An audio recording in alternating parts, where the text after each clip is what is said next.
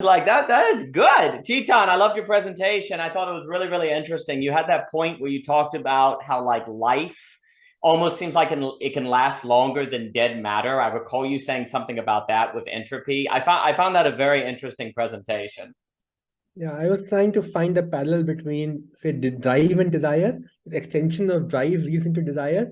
Similarly, extension of entropy is negentropy. Right. So we normally think of negentropy as negative entropy, but there's no negative entropy. Negative entropy would mean that your time starts moving backwards. Right. So I was trying to think of in what ways life finds ways to actually extend this exhaustion of entropy in some senses. Mm. And start thinking in that sense, we can start thinking of desire collectively. Because right now Mm. we have no language to think of desire beyond individuals. Even when we try and extend Freud in that sense, we normally reach into some kind of contradictions. So Mm. I was thinking that entropy can be an interesting way to think desire beyond, say, Girard and Freudian dichotomies that we enter into this question of mimesis and no. So Girard can think desire collectively, but his understanding of desire doesn't work on individuals because his understanding of desire is always in mimetic and this collective shared, community sort of thinking. And Freud's understanding can give you a very interesting account of desire in the individual, but it cannot give you an account of desire which is, which can have collective.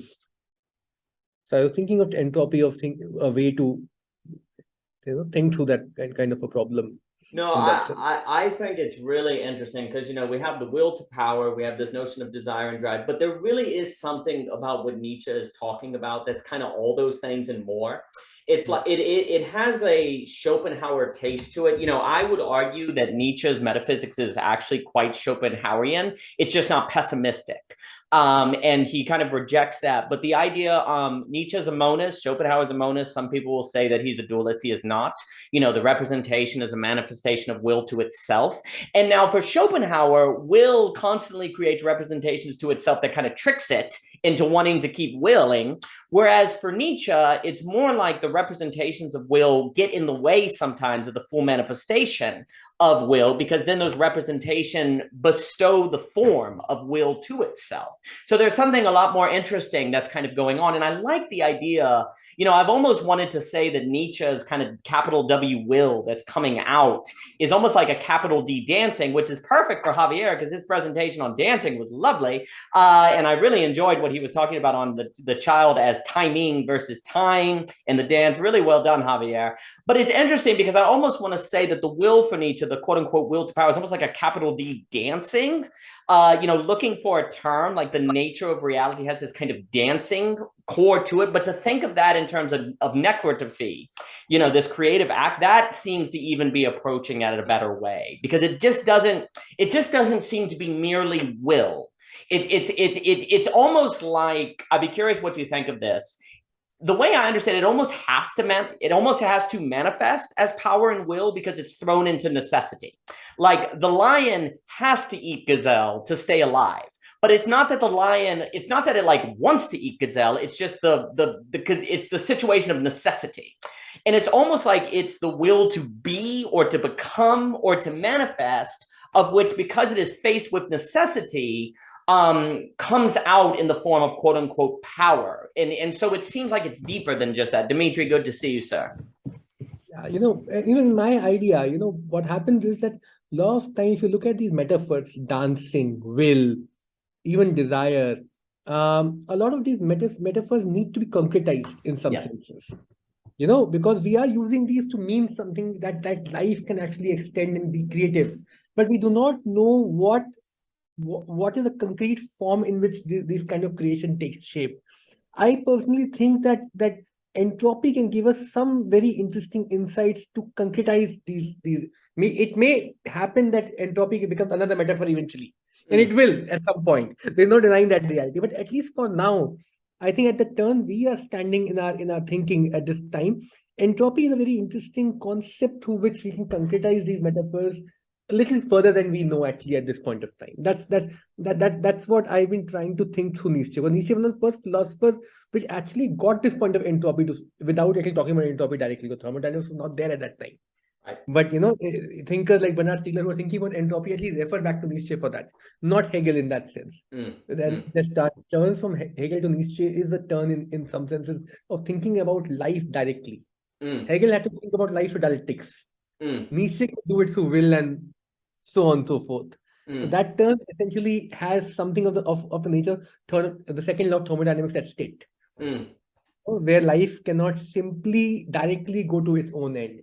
The value of a longer route to reach to death actually comes in Nietzsche. mm, In Hegel, there's no value for a longer route for resolution to reach. mm, In Hegel, the synthesis or the resolution of the dialectics doesn't have any value even if it goes to a very long route. mm, That distinction between a short route and long route doesn't come in Hegel that much, if you think about it. That distinction comes in Nietzsche, where a longer route has value, where the struggle to elongate that process towards death has value in some senses. And how do you think through that value in that sense? And that is what Nietzsche calls re-evaluation, that you have to always re-evaluate. Yes. To find that longer route in that sense, So I think that comes out in. But I don't think I could do justice to what I was saying, to be honest to you. Everybody, at least around me, told me I had a very bad presentation. All my friends told me that. Well, So I had to take the critique and accept it. Well, I will say personally, I like the idea of the introduction of netropathy into the conversation, because I am convinced that thinking about the will to power or what's coming or will is not quite it, that it's a kind of deeper thing. And I'm also just very taken by the notion that Nietzsche, in his very phenomenological experience, if he's, say, sick, he's in a body that has something inside of it trying to come out, that confronted with that necessity finds itself struggling to come out, right? Or he can't get a relationship, he's not understood. So you're constantly confronted with necessity. And what's interesting is I like to think of the beginning of the philosophy of the right in these terms that Nietzsche is coming to terms with. And it's almost like if you observe yourself trying to overcome your situation, that's where it's based on an experience. It's not just positing in some abstract way that will is fundamental. It's like, well, actually, if I pay attention to myself, will is radically fundamental. And it's not, and I want to stress, I like the idea of negentropic. I can never say this word because will makes it sound like it gets confused with want, it gets confused with power, when really it is to be what you want to be beyond the necessity of which requires confrontation with the necessity and thus can require the other. But it's like this creative kind of fighting entropy. And it's interesting to think, because if Nietzsche's kind of in a sick body, it almost like represents entropy, but then inside is the negentropy, the creative force. And right there, you kind of experience that you can't say everything is merely entropy, that there's something else that's in the center of the human experience that is trying to come out. And the other thing I would comment before passing whoever wants to speak, it almost like what you're saying about metaphor, it makes me think of Javier's talk, because it's almost like you have to, in the same way that there's this dance that one has to engage in the metamorphosis, it's almost like, I think about this a lot, it's like with metaphor, it's almost like a meta dance. You have to know when to use the metaphor of, say, will, and then switch to the metaphor of dancing, and then switch to jazz, because if no map is the territory, the name of the game is knowing the timing of which map to use at which time. So in addition to the dance in the way that Javier in his presentation talked about, it's almost like conceptually, there's also a kind of meta dance of meta timing. When you know this metaphor works, oh, let it go. Oh, it's kind of that whole possession and release. There's a meta version of, I think, what Javier was describing that to me applies. And Javier, please. Dimitri, good. Wow, look at that haircut. I've got these duct tapes. Dimitri, you see my ducktails? Like, I was actually about to shave off last night and didn't get a chance. So Javier, good to see you, sir. If I just may add quickly, what you're saying about will is actually brilliant. I will actually use that when I said to write that paper down. In that, that idea of being and what relationship it shares with impossibility. Because entropy is what is possible. If you keep on doing what is possible, you reach to its own entropic end, maximization of entropy. But when your being, what you have to be, has to manifest it through its impossibility. Yes. That negentropy itself is impossible, that is why. And it is in that engagement with impossibility that something like will to power takes its concrete shape in Nietzschean thinking. And I think what you're saying is brilliant over there. I will use what you're saying and I will sort of write it down. You go right ahead, because I think that, I like how you just worded that, the confronting of impossibility. And for me, on this overarching question of linking Nietzsche and Hegel and what Nietzsche addresses that Hegel doesn't or emphasize or whatever, that right there clearly frames Nietzsche in terms of the beginning of the philosophy of the right in the first section that nobody reads because it's really abstract and confusing. But I actually think you see that confrontation of impossibility right there in a big way. But Javier, good to see you, sir. Hey, yeah, I mean, I think that's why I like when I came up with the term like tension relativity. It really like fascinated me because it was like that tension that you get when you confront or try to confront the impossibility, right? Um, and and the reason why my presentation was so freaking hard to explain was because of those meta levels that, because I think somebody asked the question like, oh, do you think this is like an intrapsychic model? And like, I mean, yeah, it could be. It could be. But the thing is like tension relativity, when you really think about it, it's like you could have tension anywhere. You can have tension within your own concepts, your own abstractions. You can have tension between people and things and objects and so on. So, you know, um, I guess I've been trying to construct, and I don't know how you guys feel about this, but I've been trying to construct like, maybe like a hierarchy of tension that seems more apparent, that sort of demands attention within moments. But one thing in my presentation that I found lacking was that I didn't really define like what tension is. That's like the difficult part. And yet I'm kind of saying like, yeah, tension. Like we all know what that means, right? Like, we all getting at that, right? But I started thinking about it like a little bit more, and I'm like, I mean, what is tension? Like, that's kind of the thing that I was left with. But I guess like if I were to use my own example on itself, I'd be like, that is what I mean by tension. Like, when I'm going like, what is that? Yeah.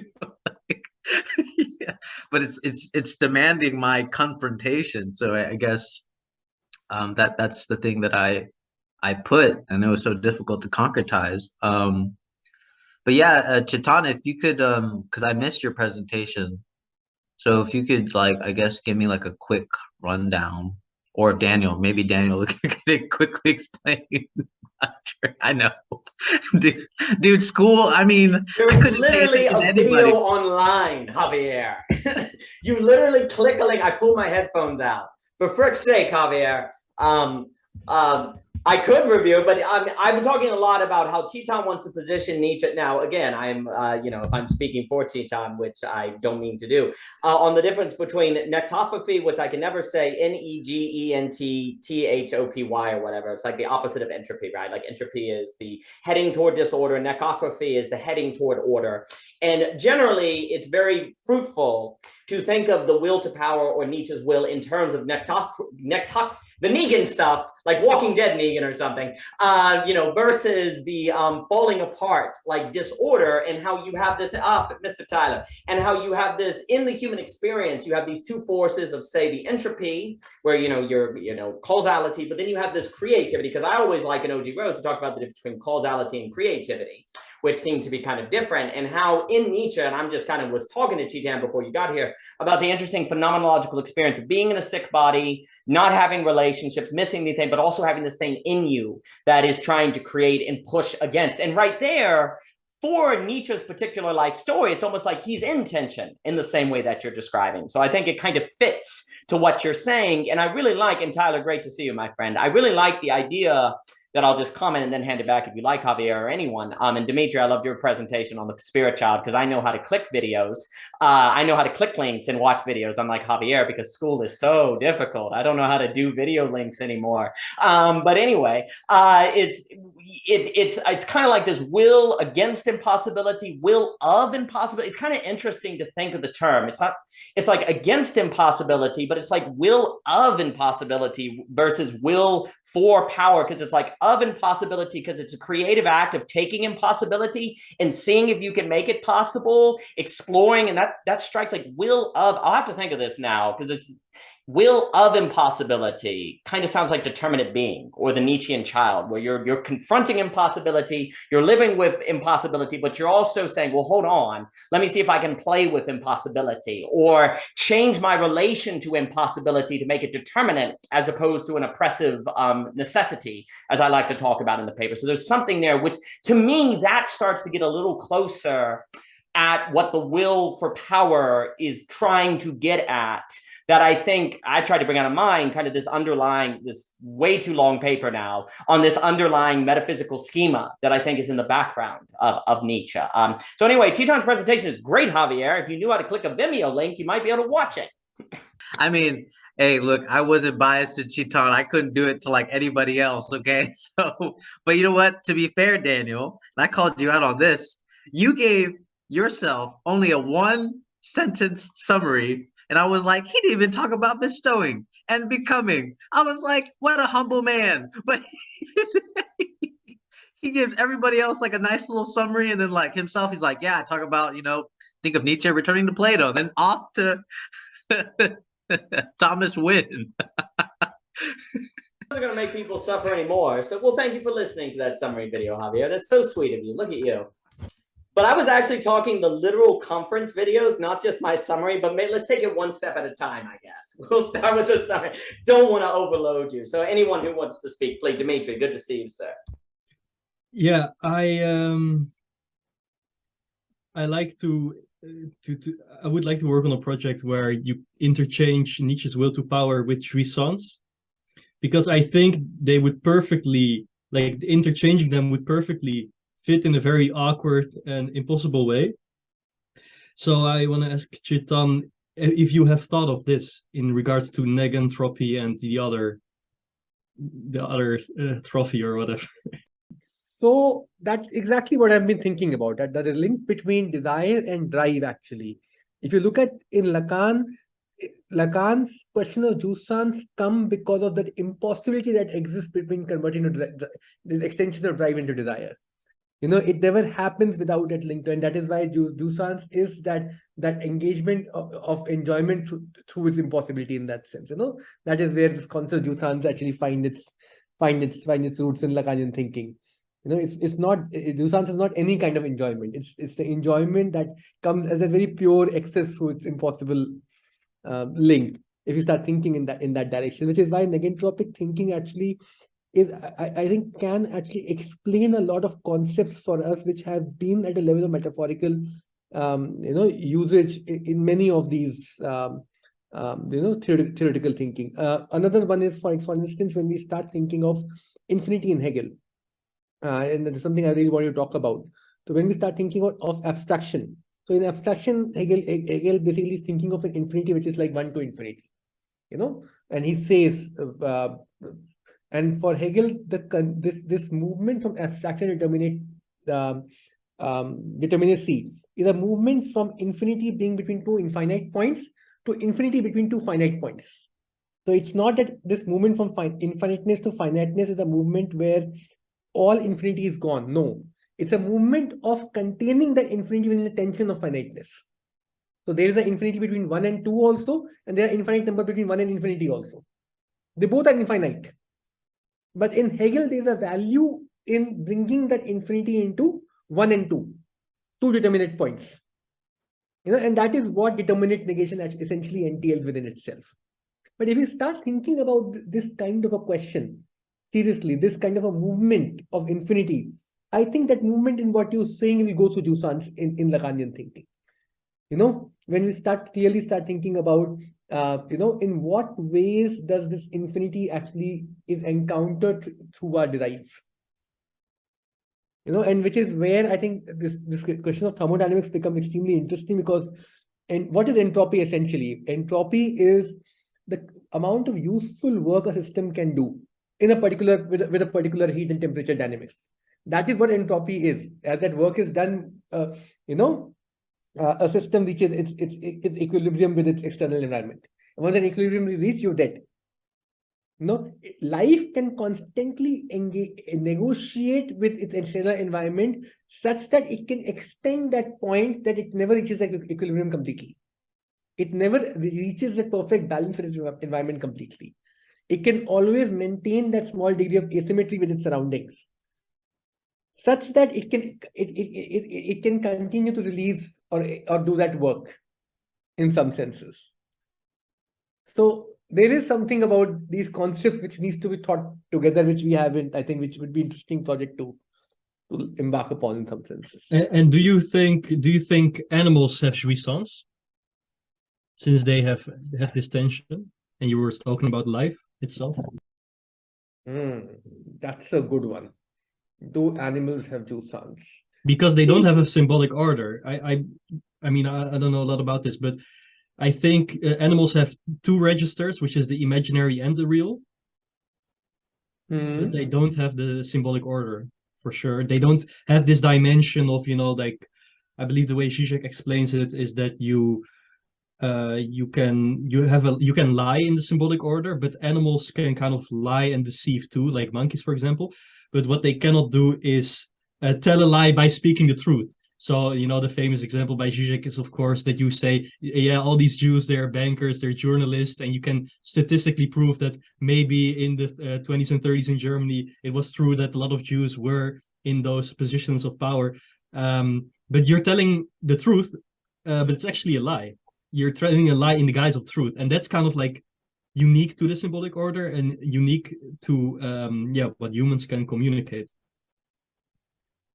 That's a great question, Dimitri, and even an attempt to answer it would take me into some very dangerous terrains. But I'll try and pose a question in a manner that we can conceive of an answer maybe at a later time, maybe something. One is that how do we think through this animal-man distinction? Is it a distinction that can be completely captured in binaries? For instance, it is healthy to think animals don't have language, humans have language, because that helps us say something about humans. And that distinction helps us when the category in observation or in question is human being. But the reverse is not true. This emptiness of language doesn't define an animal. It only helps us understand a human better. You understand what I'm saying? So you might say that human beings are that inflection point vis-a-vis the unconscious is structured like a language, such that we encounter that gap completely. That argument might work. That is one of the arguments Alinka Dubanchik would make. But the reverse argument that animals do not have language at all may not be true. Anybody who has lived with animals, engaged with a dog, knows they have language. They have language in different capacities than human beings might have. They might have a different relationship to that gap, which may have to be contingently understood. But to say they don't have it at all might not be true. That simplistic turnaround that what is true for humans is also true for animals might not in that sense work. As I think Zizek also said in one of his interviews, that the distinction between man and animal is a good distinction to understand what man is, but it's not a good distinction to understand what an animal is. It's a bad one. So when you start thinking from this perspective and you start asking what is a jouissance for an animal, you might have to you might not be able to have an answer at a generic level. Animals as a term might include from virus down till, but you may find different animals having different encounters with their own impossibilities. It may not be jouissance that you think of it as you're doing, but if you engage with, for example, I've been very close to dogs, cats in my own work with animals personally. I work with NGOs and so on and so forth. You realize that it's not that their life do not encounter their own impossibilities. It does. And if it does, then we have to start thinking in what ways does it manifest itself and so on and so forth. And that's a very concrete question in the context of very concrete settings in that sense. I hope that gives you some kind of a...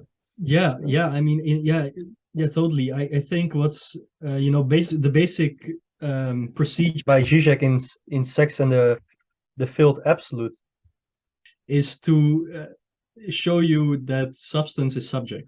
It's very simple, actually. It's all the time it's this with different phenomena.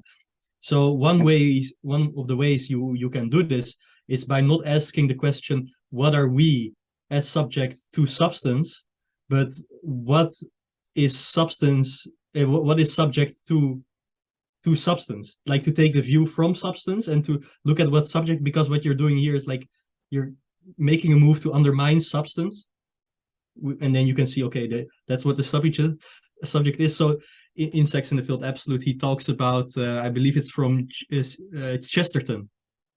Chesterton has this story of like what would the human be in for an animal, and it would be this very strange animal, because it's not like, it doesn't look like this animal like we just come and emerge from this world, but it looks like we take something from another world, like a transcendent world, and bring it to Earth. So for example, you can see churches, clothes, all of these strange things that humans do that bear witness to the efficacy of the big other. It seems like we're taking something from another realm and putting it down here on Earth. So I think from a certain point of view, all structure can be thought of that way. This is very Platonic, perhaps. And so, Hemingway wrote the story, The Snows of Kilimanjaro, and it references the carcass of a leopard that's like 10,000 feet up on the slopes, dead. And the question is posed but not answered, or it's hinted at. Like, no one's ever explained what the leopard was doing there. So there's something interesting about extremes, black swan events, one-offs, uniques that are representational. They're like these asymptotic events, right, where something is trying to approach that jouissance. I'm not super familiar with the technicalities of jouissance, but when we're dealing with infinities, the two infinities that you're describing there are the opposing motions of convergence and divergence. So one is analytic, right? And it's attempting to discriminate by chopping up into component parts. And the other is synthetic, by gathering together, right? And bringing, and those are the two ways in which one can attempt to operate indefinitely, which is another way that we could describe an infinite set of actions, right? Those two things. Now, depending on the direction that you're headed, let's say you're attempting to analytically dissect something, at some point you're not going to be able to do it anymore. And when this happens, you have this as a kind of a Heideggerian move where you suddenly are aware of the fact that the scalpel you're using is no longer sharp enough to divide the thing that you're looking at. In which case you look at the scalpel to see why it can't do what it was doing before. When you are the scalpel, this is self-reflection. This is an interesting moment that occurs when we approach the infinite. I think that, and the two ways in which we approach the infinite cause us to perform two different kinds of self-reflection. And these produce a kind of boundary condition, I think, on the sense of identity. We can talk about this in terms of like the possibilities of life and the ultimate finalities of death. So tending towards one kind of infinite ingestion of the good produces this kind of ultimate nausea of impossibility of excess. I think this is associated with this jouissance. That there's something about a transformation which occurs, an inversion, when you come too close, become something else that no longer likes what you once liked. And this gives you a change in identity. So there's, yeah, I think I love the infinite, the study of it. I think we should do more of it. I think, in fact, I think we should expose children to the infinite before we even ask them to handle arithmetic. But good to see you all. It's always good to see you, Tyler, and I'll pass it off to Mr. Barnes. I really like this point that you're making on the idea of the reflection when you can't cut things up anymore, and then you look at it. It's like you cut up the paper and you cut up the paper, but then you get to the point where you can't cut atoms because you don't have the tool to do it anymore. And so then you reflect on, why can't this cut atoms or whatever? What is this thing? And it's interesting how that repetition eventually leads to a confrontation of the thing that's repeating. And how that can transform your concept. And also, like we said last time, it seems as if there's this infinity of climbing a mountain, going from one mountain to the next at the same difficulty, which keeps you as a rock climber, to use Haiwoot's great example. But then the infinity of climbing an ever higher mountain that is more difficult, that transforms your definition of what a rock climber is. Because, before, when you're starting out, a rock climber is a guy who can climb the hill next to my house. But as you get more advanced, a rock climber is someone who can, say, go up Mount St. Everest or something like that. It's still relating to rock climbing, but there's ever this kind of needing to redefine what the term means so that it adequately fits of what you have found constitutes rock climbing, that has this relation to it. And I also was going to say quickly, I'm always interested by the phrase will to power, because often we can say it kind of in our head, we'll go will to power means, oh, you have power, but there's actually a two between will and power, as if that right there can be the confrontation of the impossibility. You have the will for power, but it might be impossible for you to access, and yet you have to keep trying and keep trying and keep willing to create the impossibility of the impossibility, which would be that tension relativity. And like right there in the phrase will to power, we kind of assume that you get to the power, but really the will might always be caught trying to relate to the power. And then there always being some power that needs to be re-exercised. Even if you're the noble class and define something as noble, you have to then maintain the existential stability to hold to those values you create, right? And then maybe you have to relate to a new thing, and everything you encounter, you have to reconsider as possibly contemptible or noble, to use language from the genealogy of morals. So it's interesting to think that the will to power always has to be a constant act, of which then would lead to a self-reflection on the entity of which is doing that assessment and that valuation and things like that. But anyway, I'll pass it. Samuel Barnes, I know you had your hand up, and then I'll give it to Chitan. Mr. Barnes, good to see you. I enjoyed your presentation on the making of a deity and the difficulty of the sustaining of that deity. It was all really great to listen to your presentation. And you had sexy video graphics. I had a Word document. I was really impressed by your sexy graphics, Mr. Barnes.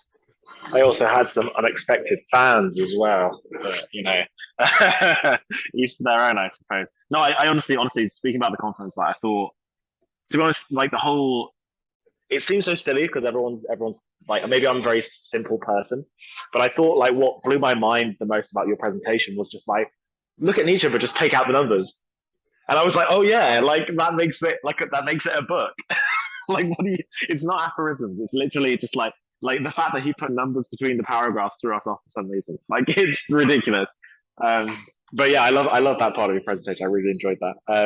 No, I thought I'd just go right-hand angle and just say what I've been thinking about recently, which is I've been thinking a lot about eugenics recently, and it's one of those things that we maybe don't want to talk about, but I've sort of been, as I've been thinking about it, I've been like, well, everyone listening to me speak right now is a result of eugenical processes, whether we like it or not. There's this new idea, and I will be writing something on it. I hope it's my next book, but on the topic of eugenical realism, which is the fact that, like I said, everyone listening to me speak right now is a product of eugenical processes, whether we like it or not. And it's maybe a very dogmatic and reductionist way of looking at the sort of biological substrate, but it's really important for the way in which we think about things, because at least within our circles, this concept of the embodied subject comes up quite a lot. And I think the fact that we are inextricably tied to these eugenical processes through that is quite important. But yeah, I'm really kind of hoping to move in the direction of looking at this weird part, because when we talk about the will in philosophy, it gets quite fluffy quite quickly, and usually it gets attached to some sort of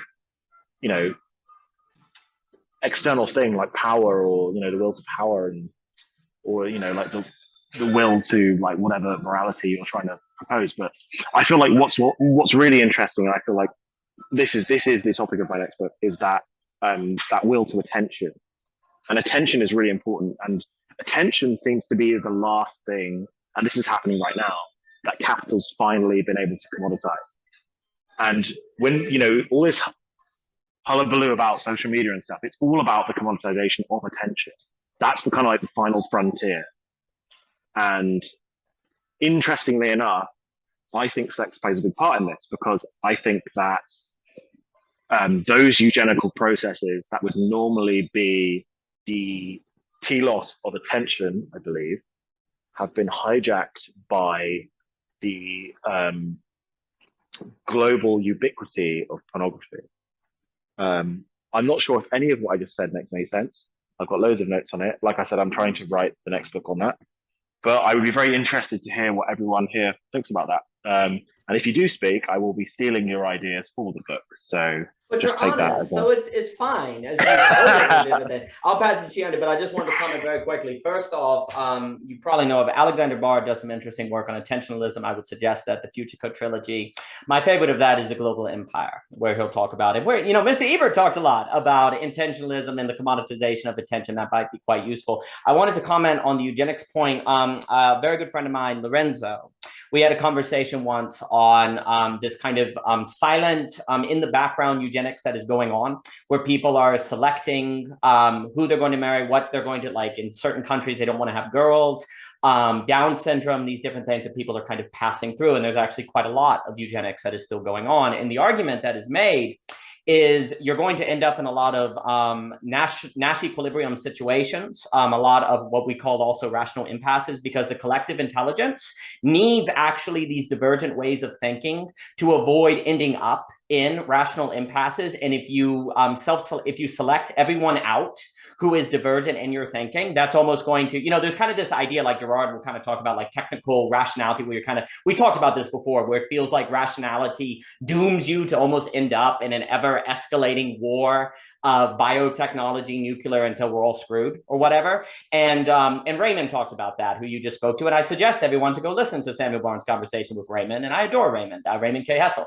And there's this idea that if the eugenics that is going on in the background is going to make it very difficult to escape that Nash equilibrium situation, because the collective, because studies show, like Lorenzo has done a lot of work on this, if you have a collective intelligence, it's better than an independent intelligence. But a neurodivergent collective intelligence is absolutely optimal for avoiding game theory dynamics. And the indirect eugenics that is going on is contributing to a problem. So anyone who wants to speak, thank you for that. Yeah, we got into sex. That's fine. That's great. It's good for the algorithms. It will get us attention. Wait, no, true. But anyway, whoever wants to speak. Samuel, I really like everything that you're saying, because it's so reductionist and dogmatic, right? It's like, what the fuck? We're not eugenic. To me, what it sounds like is that you want to get to some kind of intrinsic violence in whatever speech, communication, interaction. And I think that's always good, ontological design is Stalinist. Like, this is a super violent, dangerous book. And that's, I think, what makes it great as well. So definitely that's a good thing. On attention, something that has not been done yet is that, okay, look, Alexander Bard has written some great books on what he calls attentionalism and informationalism, but it's not up to the level of Marx yet.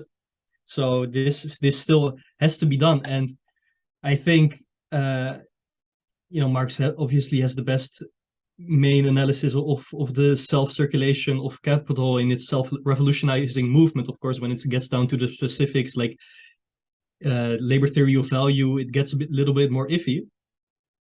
But perhaps it would be interesting to think, okay, attention as a commodity, what does this mean? Well, maybe link it to labor power, because this is what Marx would never have thought, and this is what still has to be thought. Attention as commodity, similar to how labor power is a commodity, because labor power is a special kind of commodity. It's not just a service or a good which is bought or sold. There's a certain formal, there's something formal happening there with labor power, which allows the rest of the great Marxist analysis. Of course, Marx ended up with problems eventually in the third volume of Das Kapital. He was like, okay, guys, I'm finally gonna give you the objective class analysis. And that's where the manuscript literally ends. Like, that's literally where it stops. Stalin, luckily we had Stalin and the subjugation of the kulaks and those activists to fill that in for us. What they eventually did is that they saw that, okay, in this generalized poverty, we cannot really say this guy resists us because he's kulak, these guys don't resist us because they are good poor folks. No, it was generalized poverty. So they had a solution to this, because, you know, how do you deal with the problem of resistance coming from these people who are not formally kulaks? Well, that's why you get the sub-kulak. The sub-kulak is not actually that you are economically a kulak, but that you are you have the attitude of a kulak. And then in the Pravda, they were saying, yeah, even the best activists cannot spot the sub-kulak, so it becomes this kind of hermeneutic of suspicion. So, I mean, that's probably way, you know, this is a huge project to think attentionalism to like in this kind of Marxist manner, but I think it would be amazing to do. Now, what also has to be connected to this, if this is being done, is the connection between surplus value and surplus enjoyment. In attentionalism, like what is, maybe we need a new word for it, surplus attention. I'm just saying something, you know, like maybe something else, but a kind of something that's happening here on the internet in regards to access. Probably it would be great to look at porn and, you know, what's happening there, to think of things like this and data streams and all that. So yeah, I definitely think it's good to think about all of this. And like you can hear, I want something like this to really be created as well. I don't think it's there yet. I think people have done great work getting at it, but I think something more radical and great can be done here. So I'll just jump in and comment and then pass it to Javier and Tyler. I think for me, the control of attention is captured very well in Franz Kafka, because it is the control of an emergent result where rationality is occupying by what it thinks its own standard, but the non-rationality according to which it is organized is actually set by the powers of attention. And so what ends up happening is you have it's a kind of control of emergence. That ends up happening, because if you set the parameters of how people pay attention, you also set the parameters of their rationality, of their desires and their wants. There's no complete force, but you end up kind of bracketing in the probable results of which can occur, that then you control that outcome, even if you don't have a definite set on what the outcome is going to be. And I think Franz Kafka actually is a very interesting writer on that topic. But like you say, the analysis on that and how that comes out could be brought out in other thinkers. And let me pass it to Javier and Tyler and Chetan. I'm going to say, maybe, hopefully Tyler can help me follow up afterwards. To bring back the notion of the infinite. So what I'm grasping is, it almost feels like we need to pay attention to how I guess what I'm understanding is, when we talk about the infinite, I don't even know what we're doing, especially when we're talking about the attentionalism. Meaning, like, I think the danger is, when we're talking about the infinite, it seems like what Barnes is getting at is that I don't know whether we are doing a divergence or a convergence on the infinite, which might determine a sort of danger to the attentionalism that's going on. Like, what kind of attention is going on at the infinite, so that we can sort of make a better, I guess, diagnosis of what is actually happening. Because I can't really tell in this case when we look at the perspective of the infinite, like what is actually happening. So I guess maybe Tyler can maybe shed light on a little bit of what I'm saying on that. But yeah, that's mainly like my question on that.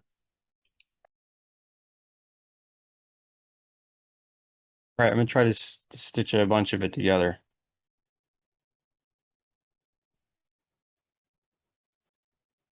So I want to climb mountains. The aim is to climb the tallest mountain. That's the initial aim. I get there, I look around, there's no more tall mountains. But now I've gotten very good at climbing mountains. So what do? This is the question. Well, I go climb in different ways. And the way that occurs is I look at the verb of climbing, not at the mountain.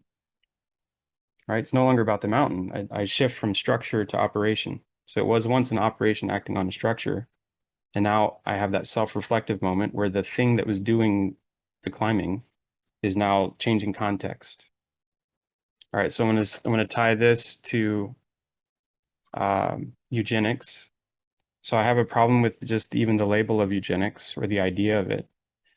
because it presumes a kind of superiority to the information carrying capacity of the genes themselves. And I don't think we have any good reason to believe that. And I can show that in a couple of different ways. At the very least, the morphological layer, there is nothing about, and you want to talk about, okay, now let's pull in the bio warfare too. Claws and teeth are biotechnological warfare, the structures of which are not encoded for in genetic material.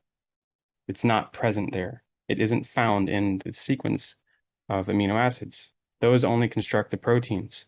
The forms themselves seem to be regulated, and this is Michael Levin's work, if you're familiar with it or would like to look into it, seem to be regulated by these bioelectric fields. So fields of positive and negative potential energy that are mediated by these special cell structures that then allow for a signal, a field of effect to exist that the cells then are able to populate. So it's in kind of an invisible structure that extends outwards, and then this material form fills it. It's fascinating.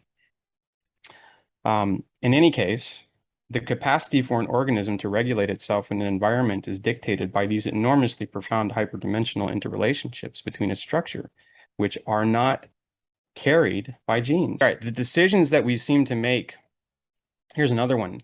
Some of us aren't eugenically ordered, perhaps, by the delectable structures of enjoying symmetry or the particular pheromone that happens to strike your fancy. Some of us are unhappy accidents, right? Some of us were unwanted. There's all sorts of ways that I could sidestep the question of how things are created eugenically or not, what the aspect of the good is. And contextually speaking, because this is all about the shaping of context, right? Because no matter what I build in terms of the good becoming, if I change the context, it is suddenly no longer good. That's that inversion. That's that impossibility of the good within that space once the context changes, right? So dinosaurs, beautiful, reigned over the world supreme up until the moment that the atmosphere became so warm that they could no longer regulate their bodies and they died, in which case the once weak, small, non-good gened mammal became the survivor, right? So the context changed what we would call eugenics. And that I think that's an always occurring undermining aspect of this. Okay, so then, and this is the final piece, just in general, moving from mountain climbing to climbing, right? So we do these meta moves. There's, I think at the very least, there's three, and there's probably only three because we love triplicates in metaphysics, but from climbing, right? From climbing mountains, the structure to the operation of climbing, and then the operation of operating, right? So the most generalized aspect possible. So the ability to do at all anything. So this is the question that we're at now. What do we do? What are we doing when we're both aware of ourselves and the context and how those two things interrelate? When we know that every time we perform the operation, it's changing the formula that we're using itself. The function itself is being adjusted. What do we do? Like, what is the proper context when you can't fix the context? And that's the real nature of the meaning crisis that I see, is that every time I go somewhere else, I'm in a different context and I can speak with them in their context. Try to anyways. But passing over boundaries, membranes, there are inversions. You can't escape this. And so then you now then have to find this outside meta move, which synthesizes the two, because that's the only move available after that. Otherwise, you're fundamentally transforming either of those. Now, if you have to keep doing that, what is it that gathers all that together? Well, the only question that undergirds all of that is the ability to do at all, period. Right? That's the most general thing. So the persistence of this game, the ability to do, that's the thing that we hold in common, the most common. Life, the ability to live. That's it. Like, it's as deep as we can go. Beyond like self-terminating, there's no more question, right? kills the question. So there is no more fundamental question. That's back to Camus too, right? So that's that ultimate finality infinite thing that you're butted up against. The paradox of the infinite now pressed up against the ultimate and final end. So I want at least Samuel to answer that question first, but I just sort of add whatever Tyler was saying. And I don't know what context people are thinking about eugenics over here. I didn't really understand Samuel's point on eugenics completely. So I think his point of attention is very, very important and something we can speak upon later. But I personally think, Samuel, and I would like you to talk on it, that eugenics presumes a neutral position from which evolution can be judged. That is what Tyler is saying with context, basically. That eugenics is not simply a question of selection. It's a question of selection that presumes that you have a neutral position from which you can select and know what the future movement has to be. You know, and we do that to animals, we do that to plants. And don't get me wrong, it's not like we don't do it. But I'm saying, would that be the horizon in which movement of life can be affirmed? That's the real question, because movement of life, as we were discussing, has something to do with impossibility. Eugenics always would remain within this realm of the possible, because it would always remain within the realm of having that neutral position from which this future can be, completely captured and affirmed and so on and so forth. So how would Samuel think about it? I'd be interested to see. And yeah, thanks. Those are all really good responses. I think this is a really tricky thing to talk about, because it's a moral, to even use the word is clearly like morally loaded, like even just from the responses here, right? Like it's a morally loaded thing. I think it's Tyler, right? Yeah, Tyler. So the thing that you get right is that you are correct that the vulgar understanding of eugenics as, some sort of advancement towards a supreme being in some moral sense is completely wrong, and some sort of advancement of life as such is wrong. Like you said that, the dinosaurs, they're doing their own thing, but then all of a sudden this meta thing comes in and shifts their reality, right? I think, as a human supremacist, I think that only humans are able of seeing that meta situation, right? Like, for example, humans are the only people, like the only living thing that's ever been able to look up into the sky and realize that an asteroid might be coming to Earth, and there might be something we can do to divert it, I think it all ties into like attention. And I think it's a unique thing that we should kind of save. And that's where I think that you might be wrong, Tyler. But yeah, I'm really open to suggestions on this. And to be honest, I mean, Shatan, I understand your inclinus for what you're saying.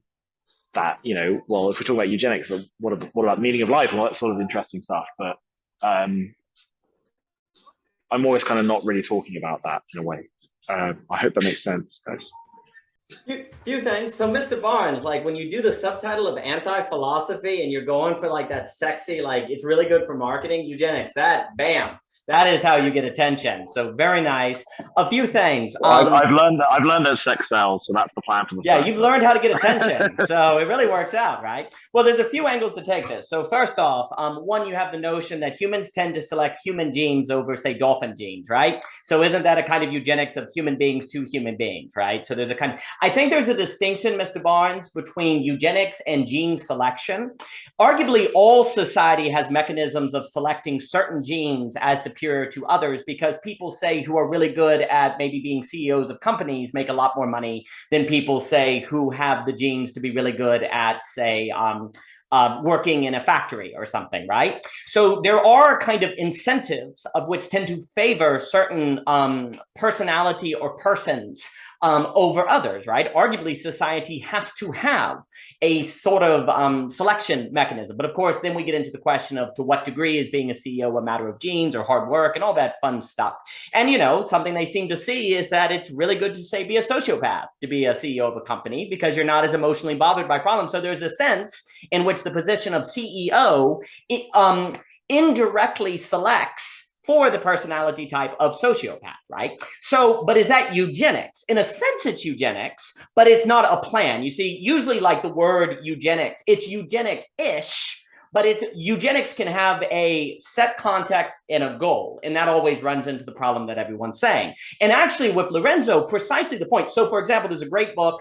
He's a controversial individual, but there's a lot of people like Charles Murray and Coming Apart that are talking about how, well, a lot of people will talk about, for example, how the college system is very problematic in the gene selection. So you have like this one person in a small town, Tennessee, that that is then pulled out of small town Tennessee, who would have been a leader there. No, I was making the point on how there's a lot of people who write about the problem with the college system pulling out very capable people. That looks like human superiority right there, Tyler, in the form of those genes. It's a visual pun. What is it's bad genes, right? Bad genes, yeah, but they're actually worth way more now that they're torn. So you can't tell the context shifts, right?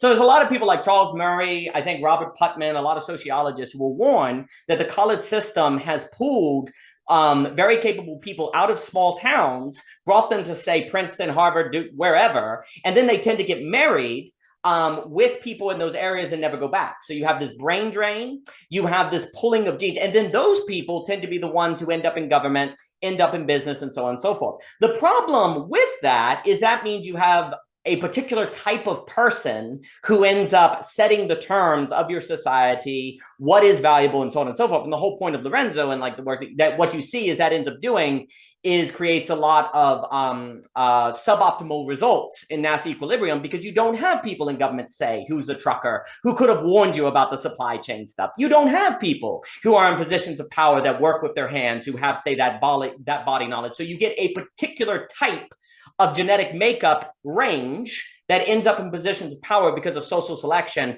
that leads to problem. And there is now, to be a little more in Mr. Barnes' point, that is straight up eugenics. You do see countries using abortion to get rid of girls. You do see countries using abortion to get rid of neurodivergence and different things like that. So there is a very real assumption. Well, this is Lorenzo's point. The assumption is that, say, if you're on the spectrum, for example, right? That's bad. So the assumption would be you abort the person on the spectrum. But Lorenzo's point is you see lots of people, actually, like Michael Burry is one of the few people who predict the financial crisis. A lot of people on the spectrum are actually able to pioneer new inventions or new things that no one else is pioneering. But because people assume the context of what is optimal, they reproduce to that context that turns out to be wrong. It's exactly this problem. So you have this assumption of what's best that then people carry out that leads to Nash equilibrium suboptimal results in different things. But there definitely is, to Samuel's defense, I would say, there definitely is social mechanisms of gene selection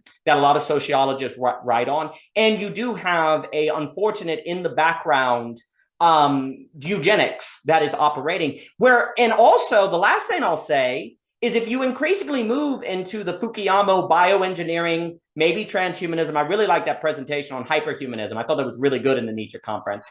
And then you're going to inevitably have people deciding, oh, X way of being is better than Y, and that is how we're going to use technology to make people that way. So as you go more in the direction of ontological design, if you will, the ability to control what people pay attention to, there will be, it may not be classical eugenics in a kind of Nazi sense, but it will have a gene selection element to it.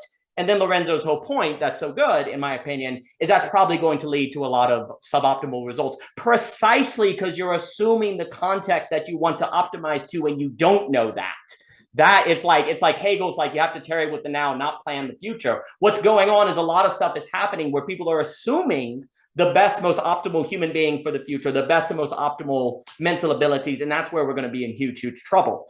And so, but how do you fight it? But this is the giant problem though. How do you convince a parent to have a child on the spectrum, right? Like, how do you convince them not to abort a child with Down syndrome? Because we also see Down syndrome brings neurodivergency that brings new ideas to companies that helps them avoid problems, right? How do you convince people not to do it? Well, you have to have, and this is where I get obsessed with non-rationality as opposed to rationality. Oh, wait a minute. The moment we talk about non-rationality, we're talking about creating your own values. We're talking about something Nietzschean. We're talking about the ability to value things that the context does not support as valuable, which has a kind of Nietzschean act, which this is very interesting to me because we tend to associate Nietzsche with like will to power, kind of the Apollo Greek god. But in this context, actually the will to power would be supporting someone on the spectrum. supporting someone who has Down syndrome, supporting people that's neurodivergent because they don't actually match the context. So that's a way that you can actually see, as opposed to Nietzsche, and I find this interesting because Nietzsche can be associated wrongly, but he does get associated with eugenics and superiority races and different things. I think that's erroneous, but that's what people do. But actually, I think you can see in this context an interpretation of creating your own values, ergo non-rationality, as precisely the way to avoid the game theory dynamics that are leading to gene selection on a mass scale indirectly that are going to be optimized to the wrong context. That's probably going to lead to a Nash equilibrium. So this reading of Nietzsche to me is interesting because it actually flies in the face of Overman as, you know, Greek god in favor of neurodivergence, in valuing neurodivergency. So I find that interesting. So if anyone wants to speak. So you're right, Daniel. That's actually a very fascinating question. How do you convince like a mother to have, you know, to keep the child that is, you know, on the spectrum? You know, that is something that has always been, it seems very hard to like convince, because even though I'm convinced of it, because there's always seems to be a way in which you know, we're always thinking in a certain way, and we have a sort of like ordinary sort of form of consciousness, but it's when that child has that divergent sort of consciousness that sort of sees something else in a different way that none of us would be able to. And this is why I'm always like, we cannot apply the same standards to a kid that has, you know, on the spectrum. But it's interesting because actually, to bring it up into Nietzsche, the kid on the spectrum actually has to be relatively creative in order to see the world in a different way. But it's like it's almost natural to he's already doing it. But the thing is, like, we seem to sort of, how can I put this? We seem to eradicate that tension between the one that is divergent and the one that is not. And that's really like the fundamental question for me is like, how do you, and this is why I'm like always fascinated by the tension relativity, because like if you want to shove away that divergent child, you're trying to eradicate the tension completely. So, you know, and this is why I'm always saying like that if the moment the tension's there, you have to stay with it. You know, you have to stay with that tension because that is where the movement of life is already indicating yourself to. And this is what I really like about Nietzsche is that when he gave that very subtle hint in Zarathustra about, you know, loving yourself is not a commandment. It's not a commandment at all. There's something very natural about what Nietzsche is trying to describe to us, that if we just struggle a little bit, we'd understand that actually the only reason why we're struggling is because we're fighting against the vital impulses of life itself. That if we just already move within the natural rhythm of life, which is tension, then we would already come up into this contradiction of actually that my own failure, my own everything that I failed to do is actually a part of the rhythm itself.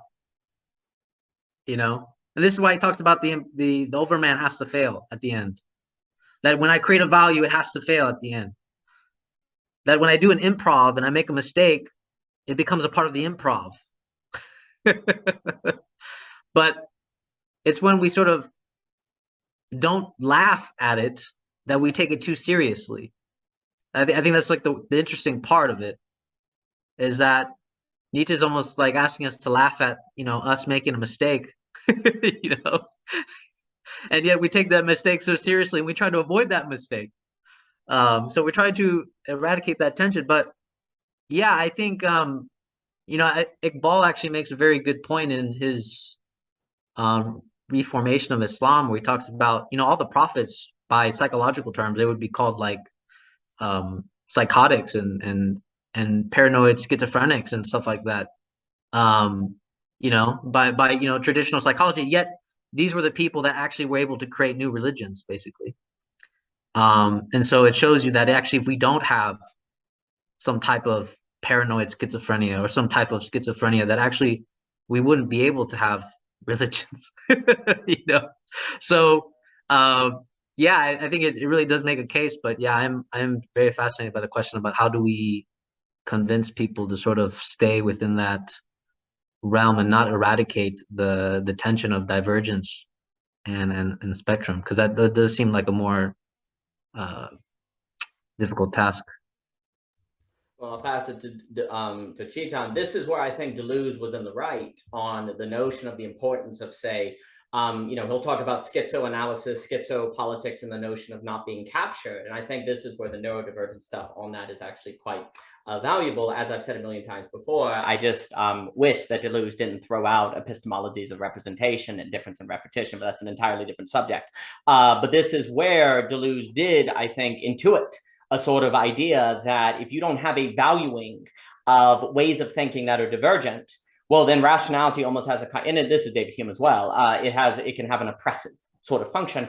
And then I think the fate of attention and this all go together, because what people pay attention to is what they desire. And then if they have the ability to use technology to make themselves like that thing, then that's what they will do. And that's when you start having this gene selection, this self-selection, where the fate of what we make ourselves like is tied to attention, as I think Mr. Barnes is pointing to, which then could lead to a radically suboptimal result, which could be death and stuff, is precisely because we don't know the context that is optimal. We only think that we know the context that is optimal, and that becomes very problematic. But let me pass it to Chitan. Yeah, I think sort of give a longest turn to it. And on eugenics, my question is not really moral one, actually. My problem essentially stems from thinking of this problem of selection as a simply conscious choice that we make. It's like we're reducing it to a choice between, eating a chocolate ice cream or a vanilla ice cream. Choices do not necessarily work that way in that sense. And that is where I think thinking on attention becomes extremely important. And the reason I'm saying this is because when you make a conscious choice about something and we think of that as and again, as I said, we will always be making conscious choices and we will always be selecting. That's not my problem. My problem is not eugenics in the sense that it's not happening. My problem is that when we start thinking that this is the only paradigm of attention or choice, we limit ourselves somewhere. And what I mean by it is something very specific in that sense. What I mean is that if let's take, say, Freud's beyond the pleasure principle, and let's go back to this question of jouissance that Dimitri had raised for us, and I think it really connects it back to very interestingly over here. So Freud's question essentially before beyond the pleasure principle was that essentially your pleasure will seek the lowest possible tension state. Am I right? That your ego has to maximize the pleasure. Once it has to maximize the pleasure, it will reach the lowest possible state of pleasure. Lowest state, in that sense. And it will maximize the pleasure, and you'll be reaching the lowest state of tension in that sense through your ego. And you can see entropy here also. This question of beyond the pleasure principle actually leads Lacan to articulate jouissance. It is that enjoyment that doesn't allow this minimum state to reach. It doesn't allow entropy to be maximized. That is what jouissance is. That is why it's impossible. It's not connected to directly needs, if you think about it. Now, if you see the same story in eugenics, if there is that minimal excess that doesn't allow you to settle down to the minimum, for instance, love, essentially our looking of sexuality is like this, that we'll see somebody who's tall, who has right build, and we select for genes so that he can have procreation. But once in a while, love happens. Flash. You can fall in love with somebody who's completely different than you, who doesn't fit the right stature, right class, right background, and yet that person completely occupies the life, changes it for, and that minimal excess that cannot be completely reduced to this kind of selection, which is completely conscious in nature, is the point at which life extends itself. Without that, as Daniel very rightly pointed out to us, you always reach to suboptimal selection. Your diversity gets affirmed. Diversity is a bad word, actually, which is why, in some that, the use is right in that the multiplicity gets affirmed. In this kind of a choice that cannot be reduced to this conscious, and these conscious choices we'll always be making. But there is that minimal excess every time, especially in the human realm, which cannot be reduced back to this conscious epistemological game in that sense. And if we think about what forms of attention, and then this is, I want to lastly end it by saying something on attention over here. attention essentially, of course, involves past memory, but attention also involves future memory. It involves how we anticipate something. Am I right? And when we think about commodification of attention, what we are actually interested in is that in what way can we capture or reduce the capacity of imagination to the future of the individual. That is what commodification of attention is actually bringing us down to, essentially. That it is capturing you in your own future memories. It is trapping you in your own future memories in some senses. Like when a baseball is coming, you're not only seeing the direction of the baseball, you're also seeing where the baseball will be in the next 2 seconds, 1 second. That is how you can hit the ball. That is when you're paying attention to the ball. When you can hit it in the next 5 seconds, 2 seconds, 3 seconds. It is that attention that is getting corrupted and that is getting trapped. Because your future attention gets completely decided upon your past memory. There is no gap over there. That there is no minimal jouissance, that minimal space for negentropy. That is what Lacan's idea of jouissance is. And commodification of attention is exactly trapping that. So these two concepts of commodification of attention and eugenics essentially run against one another in that sense. And then we need to think about how we, yeah, thank you so much. There are a lot of great things said here.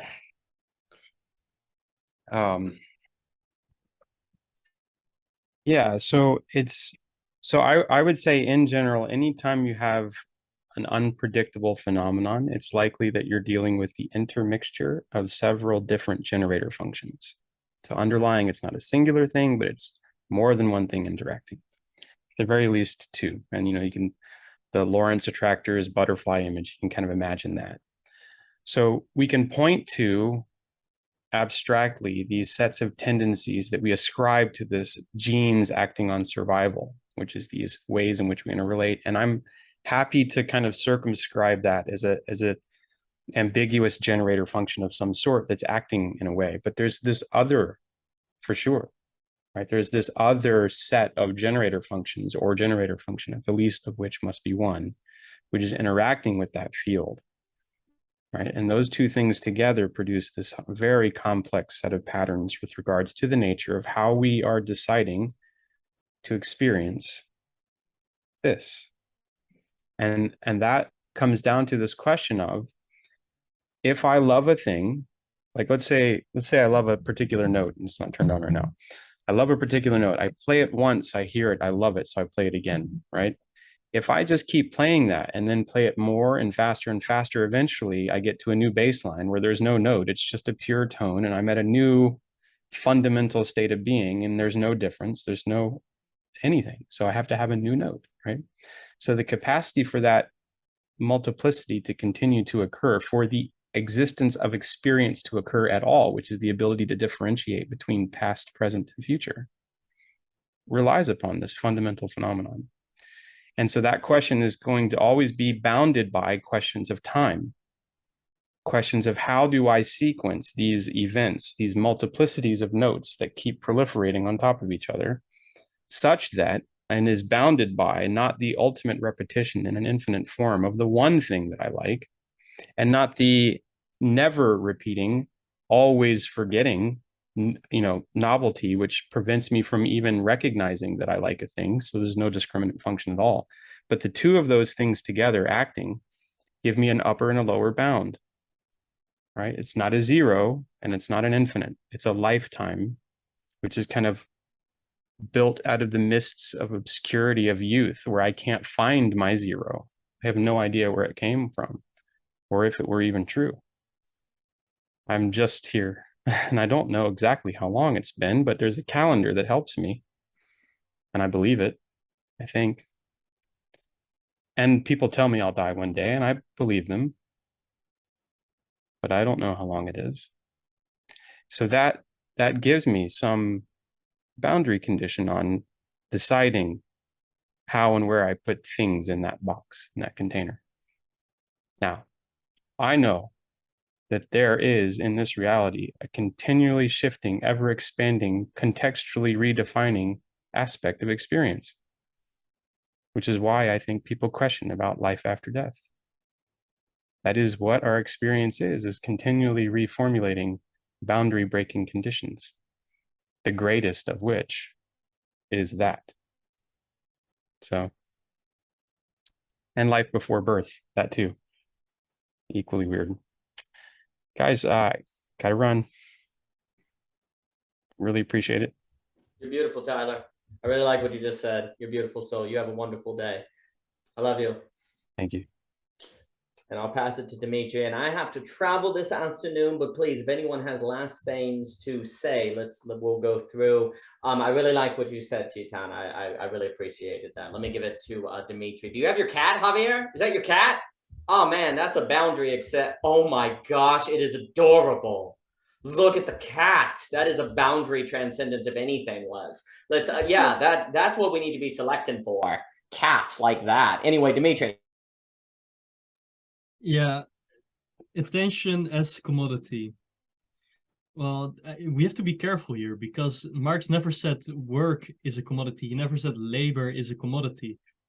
It's labor power that's a commodity, and it's a very specific thing. Think of, Chetan, what you said, attention, yeah, with the baseball bat, right? You cannot buy and sell this directly. You cannot do it. In this sense, attention, what you're talking about, can never be bought or sold. It's the moment it becomes a commodity that is to be bought or sold, there's a formal shift in what we are talking about already. There's a kind of whatever abstract extraction from your sensuous experience. That's what it would make up what allows for the circulation of commodities and stuff like this.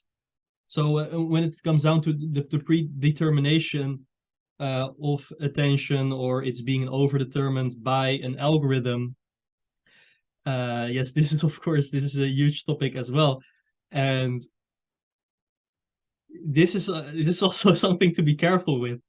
You know, Lacan, he talks about that even though that there can be men, and he has suspicions, he's jealous, and he has suspicions of his wife cheating, and she's actually cheating, but Lacan says his jealousy is still pathological.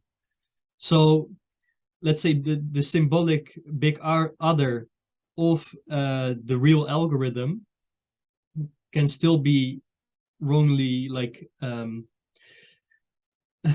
analyzed, because there's a difference here between the real technicalities of it, and there is that's the crazy thing. We're right now at a point in human history where we are actually creating some big other in a technical sense, in a technological sense, but this has not to be confused with the virtual big other of our psyche.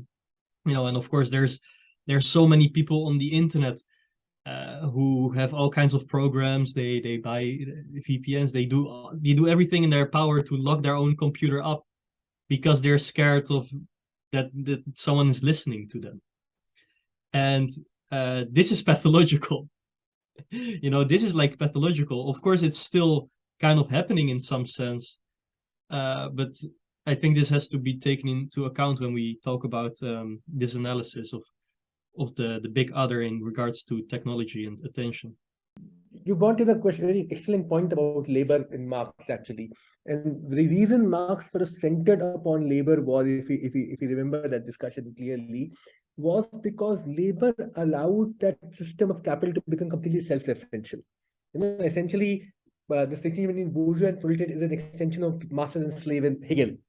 Where bourgeois can work with capital for the end of capital itself, and the proletariat has to go and suffer the external conditions to get access to those capital. And that distinction between abstraction sort of comes into picture. But what is essentially important in labor power is that labor power is that switch, that end point in the cycle, which can complete the referential of capital back to capital. Am I right? MCM prime, and those kind of discussions come from there. Capital has to connect back to capital. Capital has to find its own end back in capital itself.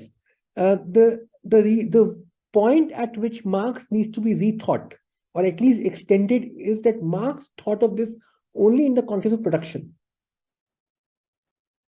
Today, you are looking at a world where this has to be thought through in the concept of consumerism, where consumer itself is the point at which capital is getting self-essential. It doesn't need to be, it needs to be at the level of production where a proletariat has to be gone to a job and his labor has to be converted. Here, the nature of that labor has changed because the very fact of you watching an ad on the TV itself is part of that labor through which capital is becoming self-essential. I hope you can see that point. You know? Yeah, that's a great point. Yeah. Yeah, there's something about this kind of an activity which brings attention to the fore which could not have happened at the time of Marx. And it's a question of entropy, of course, because when it's connecting back to itself, you're maximizing the entropy. The system is reaching its end state much faster than it should. That is what is happening. The earlier with production, it could still extend for some period of time. With consumerism, system reaches its end state. Those cycles have become much, much more faster now. That is where human beings can completely externalize itself into technology. Our own thinking capacity is no longer needed. Because earlier we were only submitting ourselves in production. As a consumer, we were still thinking. Essentially, now what is happening is that we don't need to think even when you're consuming.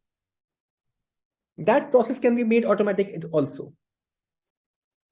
And suddenly the contours of the discussion changes from Marx and it needs to be rethought in some senses. And I'll just end it here. Daniel has to go somewhere and we'll finish it. Thank you, Daniel. Yeah, I'll try to say mine real quick. So the way Chetan kind of explained it, I'm trying to apply it to my model to make it more sense to me, because it almost seems like actually the way Dimitri was describing is like production would be like the possession container in my model, where it's such a high tempo thing that eventually breaks. But eventually the thing that Chetan is pointing at is my avoidance container, which is very slow and is actually more difficult to actually catch. And then within that even avoidance container, there can be a bad repetition. The same thing with the possession container, but the bad repetition within the avoidance container, the danger is that it's already going to break. It's already going to transition, but the thing is, we won't be able to time it correctly so that we can transition ourselves. You know, and like that's the danger that I see that Chetan is describing when I apply it to my model, because I'm like, oh dang, like this is actually a big problem. Like, you know, so I just want to you know, like add that, you know. But yeah, that's it. Thanks, Daniel. Well, I did not mean to make my departure deprive us of a deep analysis of frickin' Marx today. That is terrible. The points that are being brought up on Marx actually remind me, I did a very, very long paper on the general theory by Keynes. And in his model, the money multiplier effect is really tied to an economy that is primarily goods. But you see, the economy today is a lot of services. And I would actually argue there's something new even developing, I want to call either approach or orientation. You know, you have capitalism today that's marketing experiences. There are like ways of being in different things. These are kind of different transformations. So, you know, in Keynes, when the government spends money, if it's tied to the creation of goods, it's going to be really connected with a money multiplier effect. But the issue is that analysis, the effectiveness and the likelihood that government debt equals investment as opposed to spending radically shifts if the economy is mostly in the business of services or experiences as opposed to the creation of infrastructure. So that's just a little note that you do have, as the products or whatever of the society change in their nature from, say, a good to a service and a service to an approach or an orientation. I like to call it approach because it's like the way you're toward the world or the way you think of things, which gets tied to attention. Then the economic mechanisms transform. So, you know, a few things I want to say. I really like what you were saying, Chetan, on the notion that there is always an excess to attention. There is always something that is not paid attention to in the very act of attention. And therefore you can never totally systemize excess. The moment you try to select excess, there is something that is left out. I like to call that the non-rational element. Rationality is always leaving out the non-rational, of which organizes that very rationality. The problem is, though, we tend to think that we can select and not have an excess. So we're convincing ourselves we can do that, which leads to all these suboptimal results in different things. you know, on the question of eugenics, there's like two ways to look at that question. There's one, the question of should we do eugenics? And then the question of is eugenics or something like gene selection already happening?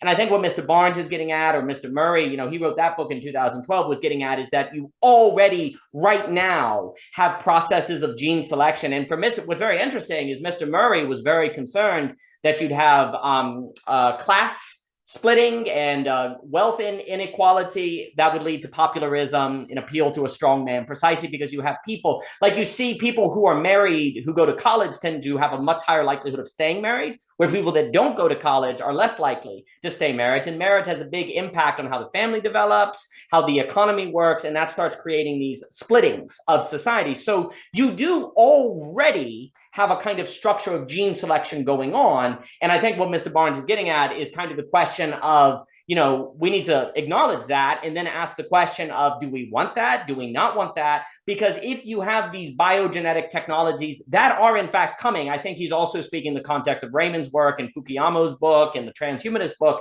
then if you don't own the fact that there are mechanisms of gene selection that are happening, rather they should or not, rather they're effective or not, then as those technologies develop, you're not going to be aware of how people are going to use them, and you're going to end in a suboptimal result. And I think there's evidence that that is in fact the case. It's like a friend of mine, Corbin Addison, he wrote a book, Walking Across the Sun, and he would always say at Eunoia, people would say, he'd be like, well, you know, slavery is the worst that it's ever been in human history right now because the amount of sex trafficking. Like the amount of sex trafficking on planet Earth is through the roof, and people think, oh, that's not happening. You know, there's no, it's happening. You just don't know about it. It's just a complete disaster. And so likewise, you have mechanisms of gene selection that are occurring that are not like classical eugenics. No, it's not like owned and like a good thing, but it's happening in the background. And if you're not aware that that's happening in the background, then you can think according to that as these technologies develop. But to your point, the great horror is since there is always an excess that you cannot systemize, that's why this is going to potentially be very bad. Because, and that's where Lorenzo and everyone was talking about the need for neurodivergence, because neurodivergence is actually, it has a higher probability of being aware of that excess, whereas when you have people that all think very similarly because they are selected, that's where you end up in a Nash equilibrium. So I think what's interesting is indeed attention, because there's always an excess, is in conflict with the eugenic sort of selection, and yet all the same, selection occurs according to that attention, which is where you get the suboptimal result.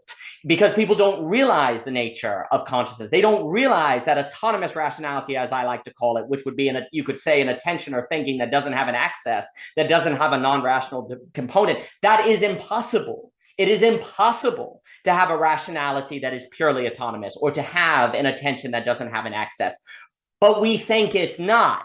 That's precisely what progress likes to teach us. That's what David Hume is warning about. That's what all these people are warning about. But if we don't own that, well, then why wouldn't we use these technologies? I mean, we can systemize attention, right? We can, in fact, use these genetic technologies for good, right? We would have no reason to think we shouldn't. And that's where that's where things can be very problematic. And then the last thing I'll say, because I've decided to, there is something almost kind of fundamentally there's something fundamentally about gene editing in this schema that I'm describing that is fundamentally repressive. Because in order to believe that you can do it, you have to repress the fact that there's an excess that cannot be systematized. You know, the genetic has a kind of, and that's kind of funny because people tend to think of eugenics as freedom. You're no longer bound by things because you're able to edit, but actually that notion of the possibility to create your own destiny or not be bound only is believable with a repression and denial of an excess that cannot ultimately be systematized. So that's kind of the paradoxical irony that is at root there. And then I think if I were to be charitable to Heidegger, there is something about technology and progress that is almost inherently a kind of gene selection system that in its very act denies the fact that there's an excess, and that technology kind of makes you forget that and then pulls you along to these suboptimal results. So I think that's all definitely the case on what you were saying. Anything, but no, gentlemen, I really appreciate the conversation, and actually I'm very interested on this thread because it actually, if indeed Nietzsche's, you need that will to being, like, you have to value the excess, and that's a Nietzschean drive. And so, like, if indeed there's an excess that the eugenics can never capture, it's kind of ironic because Nietzsche can be associated erroneously with eugenics, but actually his very philosophy would be a way to stand against eugenics, precisely in noting that there is something that can never be, there is a will to being, a will to life, a nectocracy that can never be fully selected. And so I like that reversal because it's almost like a transvaluation of the cultural valuation of Nietzsche as actually being anti eugenics, as opposed to where people will associate him with being. In fact, eugenics would in fact exactly select against Nietzsche. Nietzsche's own life was such that eugenics was very active. Nietzsche couldn't have written anything. He could have been killed a lot earlier. Yeah. The kind Oh, of yeah. person he was, he would have been selected against eugenics himself. That's exactly right. Oh, it's very important. That exists. No, it's very important to know his biography. And the other thing that I think that I don't know if I'll bring it in the paper, I really do believe a phenomenological analysis of what Nietzsche is talking about in his own life and experience of himself is actually extremely crucial for understanding his project. And but with that tidbit, I will jump in a car and drive for an hour. It's been a pleasure, gentlemen. I really enjoyed this conversation. I'm so glad that we could get into all of the non-controversial topics and discuss them all in a lovely chit-chat tea time. So really, really nice. Thank you, gentlemen. Thank you for coming. You're beautiful souls. Thank you. Appreciate it very much. Have a good one.